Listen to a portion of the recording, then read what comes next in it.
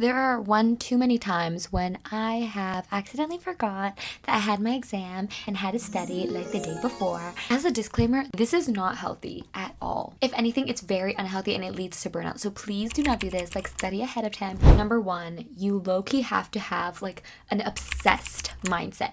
You have to become obsessed with learning as much as you freaking can in this like tiny amount of time. You need to act like you're a mad scientist, like on the brink of discovery, because that's how intense you need to be when you're studying. Like, this is no time to play around. And so every second of the day, this is bad. Please take this with a grain of salt, but like, I need you to be thinking about like studying all hours of the day. Basically watch videos teaching you about the subject while you're eating and before you go to sleep. Like, pull up flashcards. Like, this is game time, people. For me, a big component is like having the panic settle of like, if I don't log in, like, this is gonna be bad, like I know nothing. That panic honestly helps me a lot, which again, this isn't healthy. Do not do this.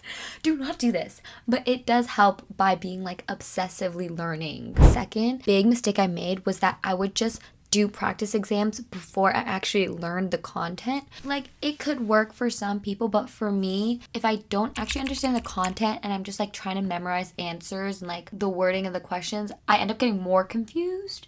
And so it's just like a jumbled mess. It just becomes jumbled when you just do so many practice tests.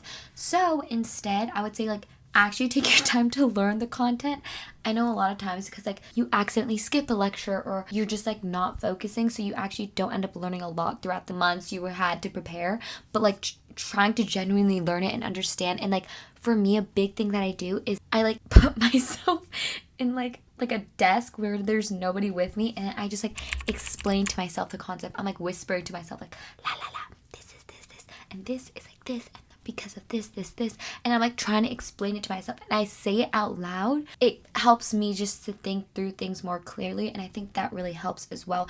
And then after you kind of have a grasp, then moving on to practice exams is always very helpful. And I would say YouTube videos help me the most, and also just asking questions at office hours, like going to the review sessions is very important, because sometimes the professors just like throw out like, oh, little tips here and there that actually really do end up helping. Also, I would say like, yes, ask chat for help and like use AI, but it can only do so much. You know what I mean? You can ask it to like help you make flashcards and, you know, explain it to me like I'm a 5-year. Those really help for like super intense concepts, but I would say trying to figure it out yourself and like explaining it to yourself is the best way of learning. Asking chat like all these prompts will just like waste more time. So just be self-reliant. Like, you got it. We can do this without AI. Third, I would say you just need to practice like so much, especially for STEM classes. Not so much humanities. Humanities, you just really need to understand the concepts, but STEM classes, like, you just need to go through the exam questions and like make sure that you can explain why you got it wrong. Yeah, I think humanities, a big thing is just like going over the readings and memorizing like authors, their main argument. What I love to do is I like just like brain fart onto like a page and I just write as much as I know about the subject. So then usually that helps though. Like, when you have to like write an essay for like a humanities course, you just like brain fart like every single piece of information you know. And that actually does help to give you a few points you might have potentially not had you not. Also, fourth is definitely sleep. Do not pull all-nighters. It's not worth it, first of all, because your productivity will go down like this. Like, it's not even worth it. The cost benefit, it's just not worth it. Don't do that. Don't do that. Most of the time, like, what you learn during those late nights also won't help you that much. It's just like you're testing yourself. Also, don't drink so much Celsius. Maybe coffee if you really need it, but I feel like getting a reliance on like Celsius, Red Bull, and like energy drinks that are obviously really bad for you is just not going to be good habits for the future. And also, you're going to have more exams in the future, so always drinking a Celsius, like, that's not good.